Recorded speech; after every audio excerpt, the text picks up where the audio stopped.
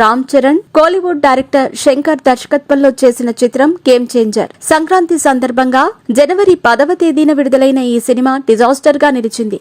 దీంతో రామ్ చరణ్ మరోసారి ట్రోలింగ్ కి గురవుతున్నారు. ఇకపోతే ఇప్పుడు మెగా హీరో చరణ్ కఠిన నిర్ణయం తీసుకున్నట్టు మెగా కాంపౌండ్ నుంచి ఒక వార్త సోషల్ మీడియాలో వైరల్ గా మారింది. గతంలో 2 సార్లు ఇద్దరు డైరెక్టర్ల వల్ల సోషల్ మీడియాలో రామ్ చరణ్ ట్రోలింగ్ కి గురయ్యారు. అందుకే ఇప్పుడు ఆ డైరెక్టర్లని బ్యాన్ చేసి పడేశాడు. ఇప్పుడు శంకర్ ను కూడా అదే విధంగా బ్యాన్ చేసి పడేశాడంటూ ఒక వార్త సోషల్ మీడియాలో తెగ వైరల్ అవుతోంది. 2019లో బోయపాటి శ్రీను దర్శకత్వంలో సంక్రాంతికి విడుదలైన చిత్రం వినయ విధేయ రామ.